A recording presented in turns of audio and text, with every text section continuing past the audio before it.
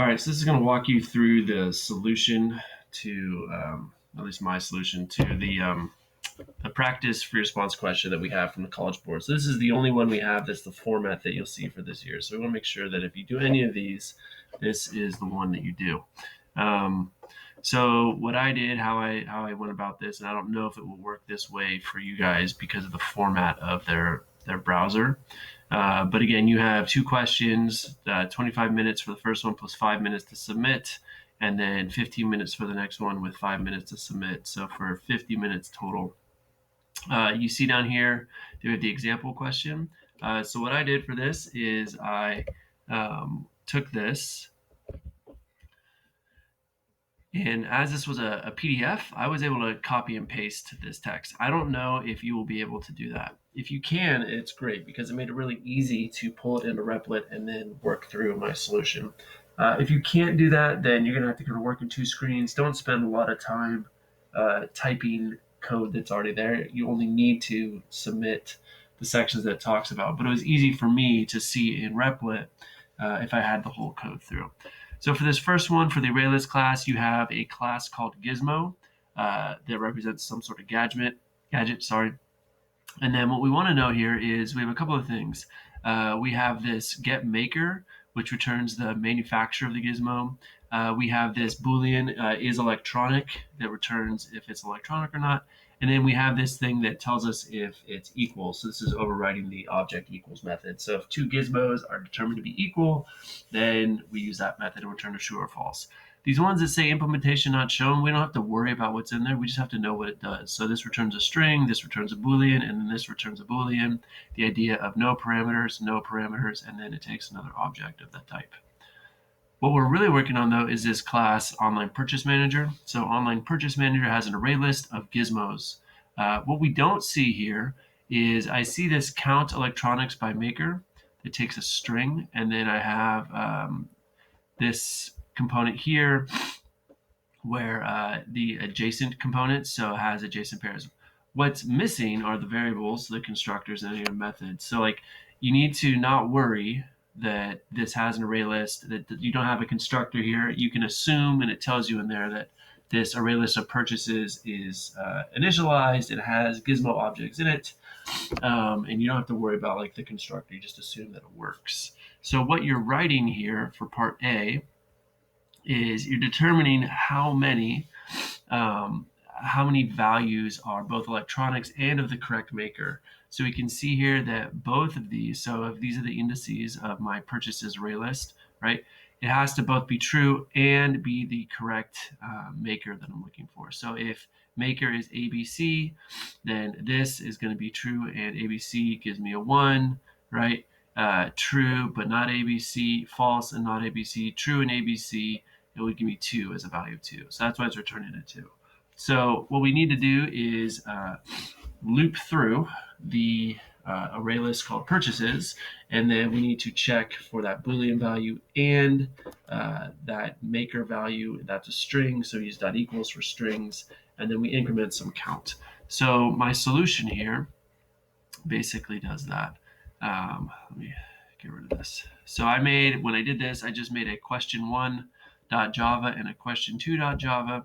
Question1.java, this is where I copied and pasted the code. You don't have to do, again, you're going to see I have a bunch of errors because I'm not trying to write runnable code. I'm just trying to get something that formats. So I'm looking down here at part A. I put in some comments about looping through. But basically what we do is I'm going to say my count is 0. And then I used a for each loop because I don't want to worry about out of bounds exceptions. That's an easy way to lose a point.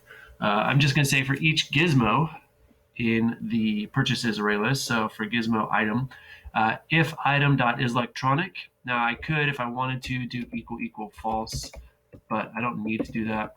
That's going to come back, I'm sorry, equal true. That's going to be a true or false on its own. And the item dot get maker, so that's using the get maker function that already exists in the gizmo class, is equal to the maker parameter. So that's the string maker up here. So making sure that we're just if that's true, then we increment count, and then again outside of our for loop we need to return count. If you return count inside of the for loop, it's not going to iterate through all the way. So again, when you have one of these, you're making sure that you're using the methods that they give you. So they gave me a getter, they gave me this Boolean, they gave me the equals. I haven't used the equals yet. So for part B, I want to know about the adjacent pairs. So for adjacent pairs, it's going to say basically if they are the same. So if you have two purchases, one right after the other, that are identical, then you want to return true or false. So you return true if they're equivalent, false otherwise. So we need to iterate through. We're going to use the equals method in the Gizmo class. And so I made another method down here, have some explanation. But a couple of things is it says if there's not two elements, then it has to be false because there's no way that you have adjacent pairs. So I just put a kind of throwaway conditional at the start of that to check that. I don't want to worry about that case. It's easy to see. I do that first. And then returning false here, there can't be adjacent pairs. We'll stop that method and it won't go any further. Now what I need to do is iterate through adjacent pairs of Gizmo objects. The thing to think through here is since you're going to have adjacent pairs, you can't go all the way to the end of this array because there's nothing after the last item. So my conditional stops when it's less than purchases.size, that's how many things are in that array list, -1. And that will give me space on the end to compare two items. So I just declare a Gizmo object, which is the first is purchases.getI. The next one is purchases.getI plus 1. If they are the same, using the equals method that's specified in the Gizmo class, which again, I don't know the implementation, I don't care what the implementation is, I return true, and that stops my for loop, and I'm done. Now, outside of the for loop, I'm then going to return false. You will get this wrong if you do this. If you say else, return false. And you'll get it wrong because remember, once you return something, your iteration is done and your method is done. So never, ever, ever do an if return, else return inside of a for loop. That is going to kill your for loop. So that's it for that part, for part B. Again, not a lot of code, just working through it. Part C is, again, asking you for a just written response. So no code for this. So part C is going to say when you want to get the cheapest gizmo by maker, which returns the least expensive gizmo, we need to talk about write a method header, and then we want to know what variables we'd have to change and describe the constructor or kind of what we'd have to do to make this work. But we're not writing code for this. So to get the cheapest gizmo, right, I'm going to look back at the gizmo class up here.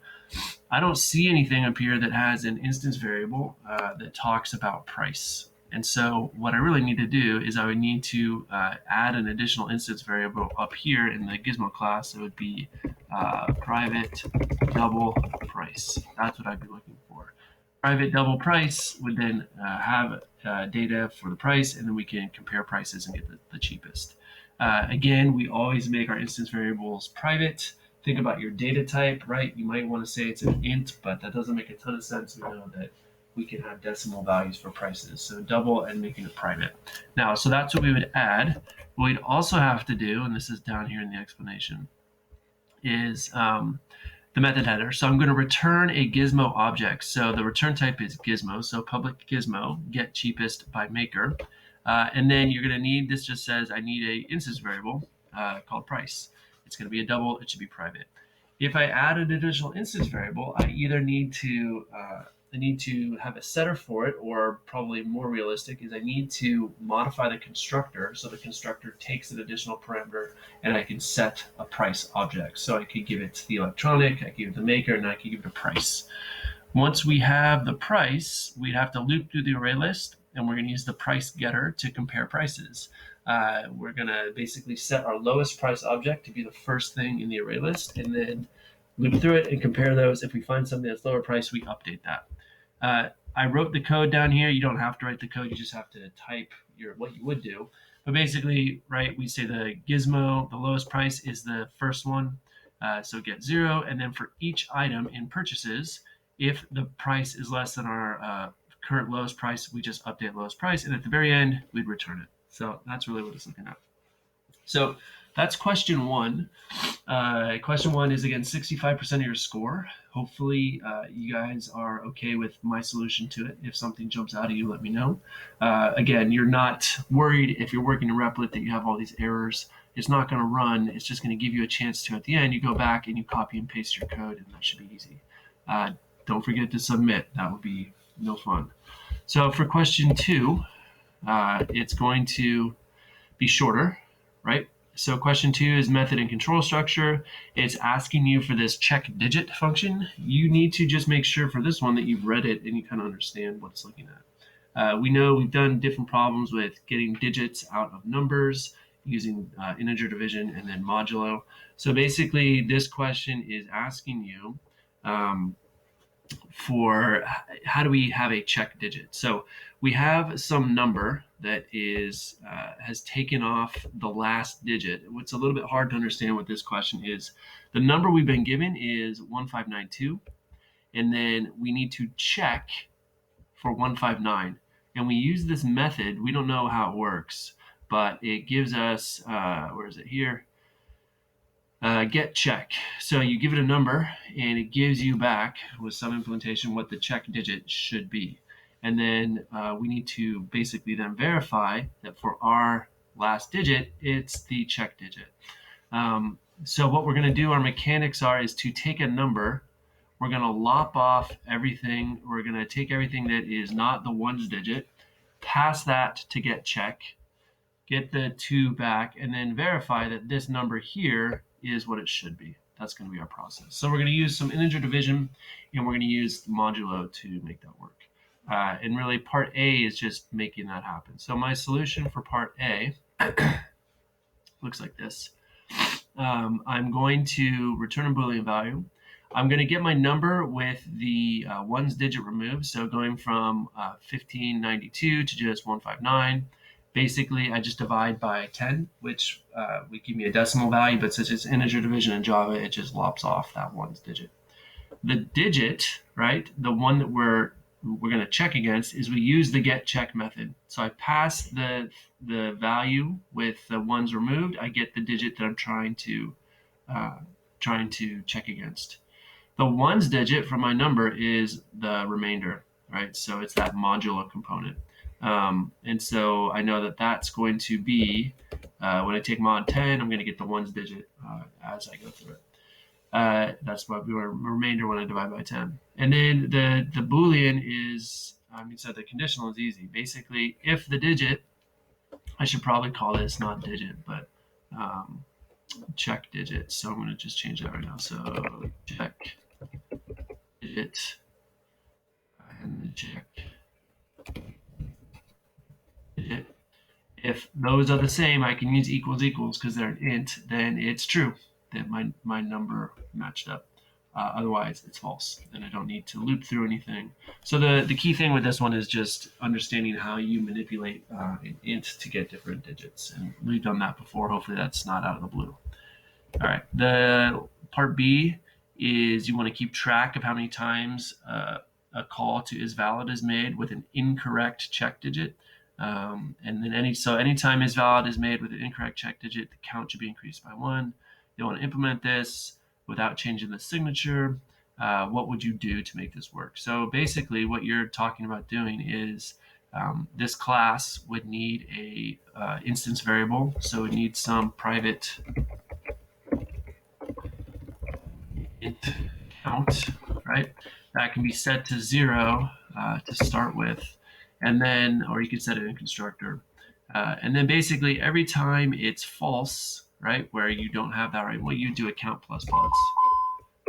And you want to make sure that you increment count before the return statement. Anything after a return statement is going to not run. So that's really all you're doing. You would say something to the effect of, you would have the private variable count, it's an integer, and then every time you call isValid method and it was false, you increment it, and that's it. And that shows you those are the times that do match. I had to read it a little bit carefully. You don't need to keep track of how many times it's like that it's false once out of 10 calls. It looks like it's just an incrementer for the number of false times. So that's it. You should have submitted those. Hopefully they made sense. And after looking at the solutions or the video, hopefully they're clear.